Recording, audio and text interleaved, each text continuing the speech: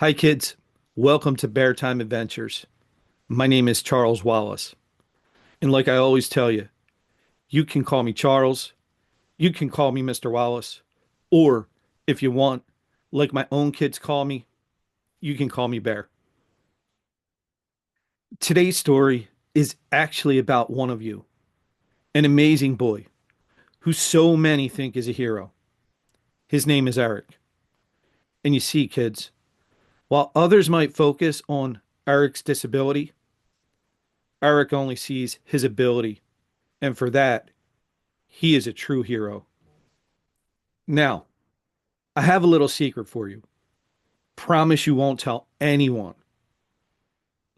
Okay, I trust you. Eric is the superhero, Batboy. And today, I'm going to tell you the story of Batboy's Metro City mission.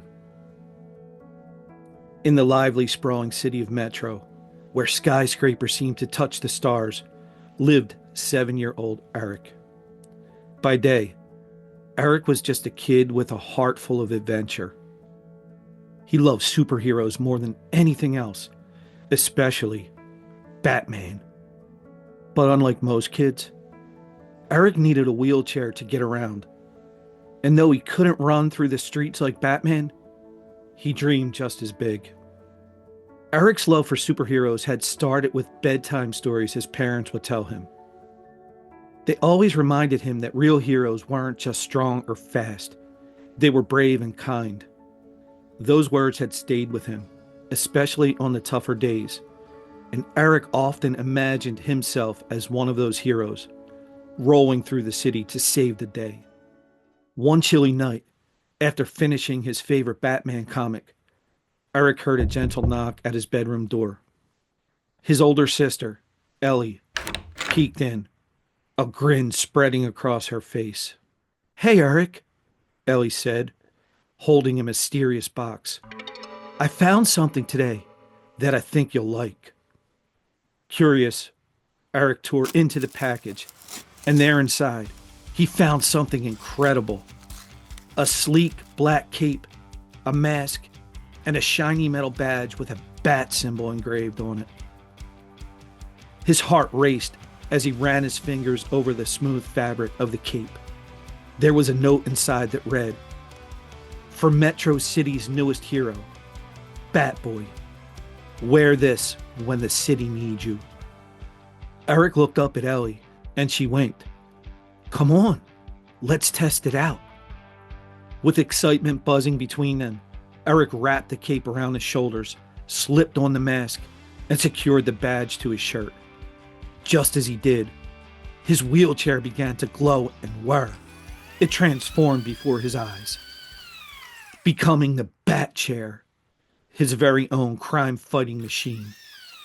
The Bat Chair had wings that could fold out, a grappling hook hidden in the side, and even glowing buttons that pulsed with energy.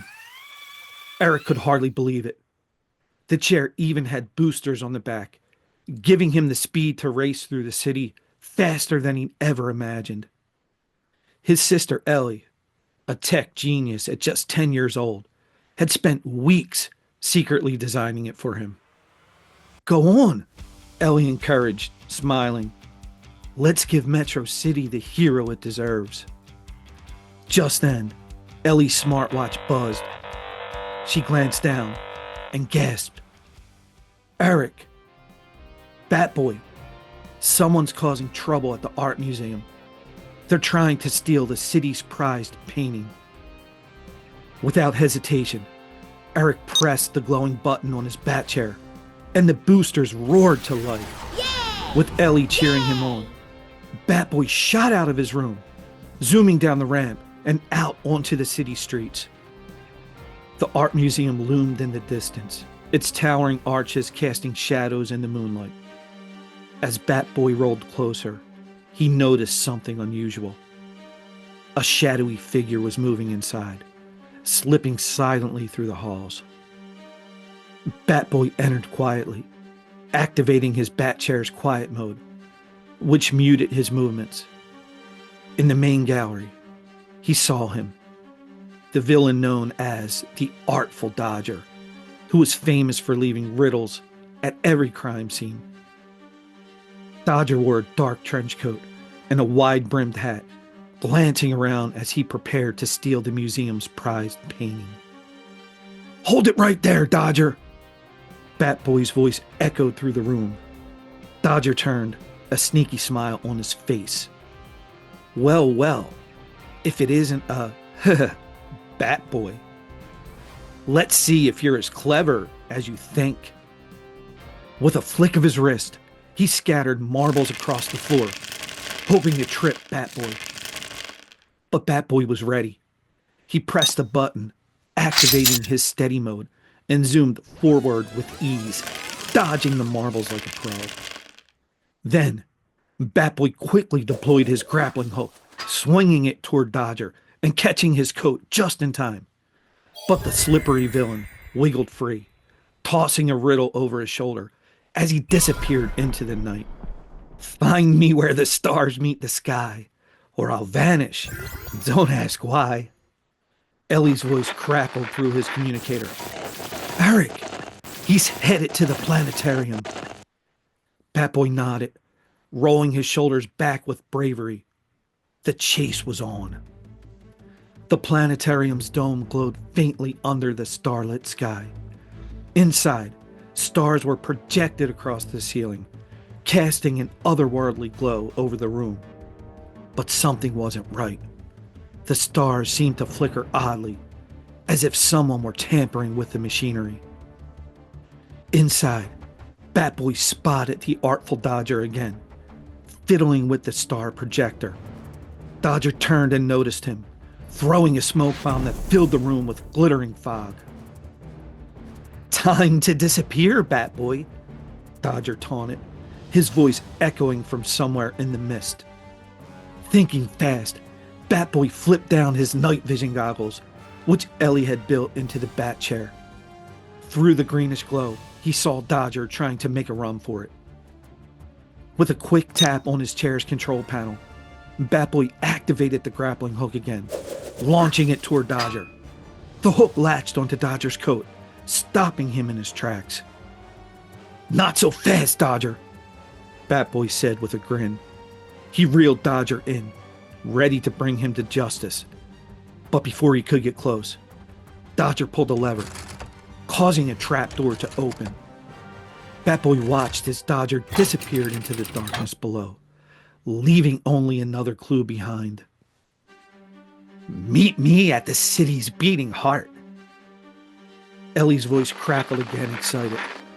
"Eric, that must be the clock tower. Hurry!" The clock tower was Metro City's tallest landmark, its ancient clock face gleaming in the night. As Batboy reached the base, he spotted Dodger's shadow moving up the winding staircase.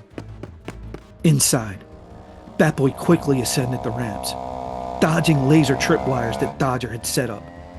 Activating his deflector shield, Batboy protected himself as he navigated through the maze of traps. At the top, Dodger was waiting with a sly grin. "You're too late, Batboy. When the clock strikes midnight, I'll freeze every clock in the city." But Batboy wasn't giving up.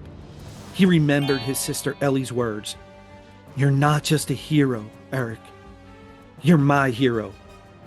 With renewed strength, he pressed the button for his bat drone, a tiny gadget that zipped up to the clock's face, distracting Dodger. Seizing his chance, Batboy rolled forward, using his Batchair speed boosters to reach Dodger in an instant. He grabbed the device from Dodger's hands just as the clock struck midnight, saving Metro City once again.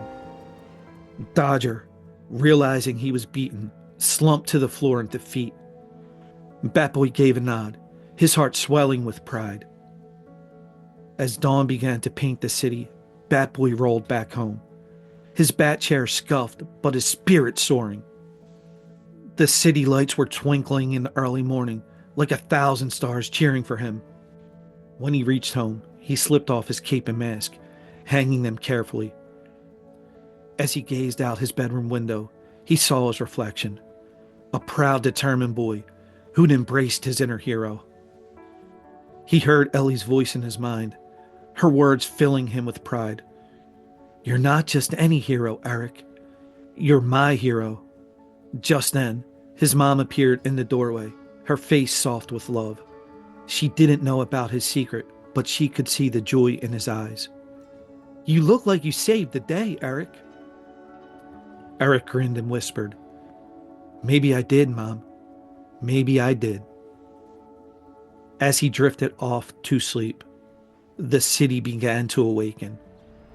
The people were murmuring about what had happened and some mysterious hero who'd saved the night. Somewhere out there, Metro City's legend of Batboy grew, proving that heroes come in all shapes and sizes, and that sometimes you don't even need superpowers. Just a brave heart, a little courage, and a family who believes in you. Wow, kids, I hope you liked that story. I sure enjoyed telling it. And I hope you learned that we can all be heroes.